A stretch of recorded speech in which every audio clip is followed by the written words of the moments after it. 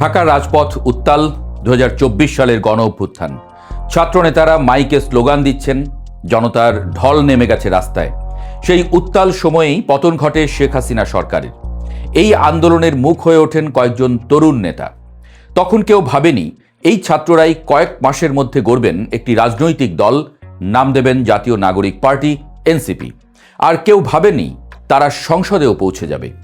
কিন্তু প্রশ্নটা এখানেই, 6টি আসন কি সত্যিই একটি তৃতীয় শক্তির জন্ম, নাকি এটি কেবল শুরু অথবা শেষের শুরু?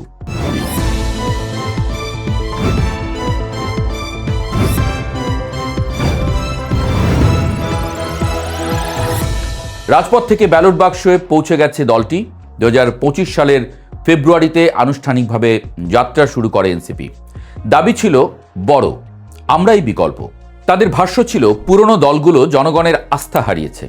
রুহুল আমিনের মতো তরুণ ভোটাররা তখন আশায় বুক বাঁধেন। বহু বছর ধরে তিনি বিশ্বাসযোগ্য তৃতীয় শক্তির অপেক্ষায় ছিলেন। কিন্তু রাজপথ আর ব্যালট বাক্স এক জিনিস নয়। 12ই ফেব্রুয়ারির নির্বাচনের আগে জনমত জরিপে দেখা গেল এনসিপির সমর্থন এক অঙ্কের মধ্যেই ঘোরাফেরা করছে। বিশাল জনসমর্থনের ঢেউ যা অভ্যুত্থানের সময় ছিল তা আর নেই। কারণ আবেগ আর সংগঠন এক জিনিস নয়, আন্দোলন আর নির্বাচন এক খেলা নয়। ঠিক এই সময়ে অপ্রত্যাশিত জোটের ঘোষণা। শুরুতে এনসিপি একাই লড়তে চেয়েছিল, কিন্তু বাস্তব রাজনীতি কঠিন। শেষ পর্যন্ত তারা জোট বাঁধে বাংলাদেশ জামায়াতে ইসলামীর সঙ্গে। 300 আসনের মধ্যে মাত্র 30টিতেই লড়াই এবং জয় পায় 6টিতে। অন্যদিকে বাংলাদেশ জাতীয়তাবাদী দল বিএনপি নেতৃত্বাধীন জোট পায় 212 আসন, জামায়াত নেতৃত্বাধীন জোট পায় 77টি। সংখ্যা বলছে এনসিপি ছোট, কিন্তু প্রতীকীভাবে তারা সংসদে ঢুকেছে, এটাই তাদের বড় দাবি। তবে জোট বাঁধার পরপরই এনসিপিতে ফাটল ধরে। সমস্যা শুরু এখান থেকেই। জামায়াতের সঙ্গে জোট এনসিপির ভেতরেই সৃষ্টি করে অস্বস্তি। দলটির 1 ডজনেরও বেশি জ্যেষ্ঠ নেতা পদত্যাগ করেন। তাদের অভিযোগ ছিল অভ্যুত্থানের অন্তর্ভুক্তিমূলক চেতনার সঙ্গে জামায়াতের ঐতিহাসিক অবস্থান সাংঘর্ষিক। তবে এনসিপির মুখপাত্র আসিফ মাহমুদ সজীব ভূঁইয়া বলেন, এটি কেবল নির্বাচনী জোট, কোনো আদর্শিক একীভূতকরণ নয়। কিন্তু প্রশ্ন উঠছে, রাজনীতিতে কি জোট কখনো শুধু নির্বাচনী থাকে? আল জাজিরাকে দেওয়া সাক্ষাৎকারে বিশ্লেষকরা বলেছেন, এনসিপি এখন এক অস্পষ্ট জায়গায় দাঁড়িয়ে। তারা কি স্বাধীন তৃতীয় শক্তি, নাকি জামায়াতের কৌশলগত সুবিধাভোগী? যুক্তরাষ্ট্রের জর্জিয়া স্টেট ইউনিভার্সিটির গবেষক আসিফ বিন আলী মন্তব্য করেন, এনসিপি এখনও আলাদা কোনো সুস্পষ্ট এজেন্ডা তুলে ধরতে পারেনি। এমনকি সাবেক নেতা অনিক রায়ের দাবি, জামায়াত ছাড়া এনসিপি হয়তো একটি আসনও পেত না। এই বক্তব্য কঠিন, কিন্তু এও মনে রাখা প্রয়োজন, রাজনৈতিক বাস্তবতা কখনো কোমল হয় না। এখন এনসিপির সামনে সবচেয়ে বড় প্রশ্ন, তারা কি তৃণমূলের শিকড় গাড়তে পারবে? কারণ আন্দোলনের শক্তি ছিল শহরে, কিন্তু ভোটের রাজনীতি যেতে গ্রামে, ইউনিয়নে, ওয়ার্ডে। নেতারা বলছেন আসন্ন স্থানীয় সরকার নির্বাচনে তারা এককভাবে লড়বেন।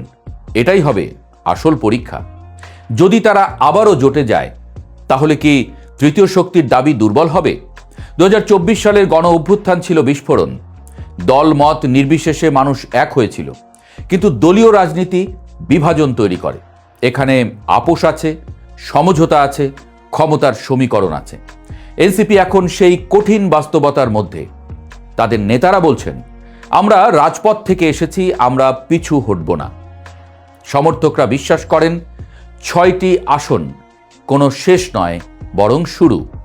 আর সমালোচকরা বলছেন সংগঠন দুর্বল, আদর্শ অস্পষ্ট, জোট নির্ভরতা বিপজ্জনক। এনসিপি কি পরিষ্কারভাবে বলতে পারবে তারা মধ্য বাম, মধ্য ডান? তাদের অর্থনৈতিক দর্শন কি? ধর্মনিরপেক্ষতার প্রশ্নে অবস্থান কি? বাংলাদেশের রাজনীতিতে এই পার্থক্যগুলো খুবই গুরুত্বপূর্ণ। এই ধরনের অস্পষ্টতা দীর্ঘমেয়াদে বিপজ্জনক। 2029 বা 2034 সালের নির্বাচন, এনসিপি কি তখন 6 আসন থেকে 60-এ পৌঁছাবে, নাকি তারা ইতিহাসের ফুটনোট হয়ে যাবে? একটি ছাত্র আন্দোলনের রাজনৈতিক পরীক্ষা। রাজনীতিতে সময়ই সবচেয়ে বড় বিচারক। এখনকার বাস্তবতা সহজভাবে বলা যায়, এনসিপি সংসদে আছে, তাদের পেছনে একটি ঐতিহাসিক আন্দোলনের স্মৃতি আছে, অতীত আছে, তাদের সামনে কাঠামোগত চ্যালেঞ্জের পাহাড় আছে। 6টি আসন একদিকে সম্ভাবনার প্রতীক, অন্যদিকে সীমাবদ্ধতার স্মারক।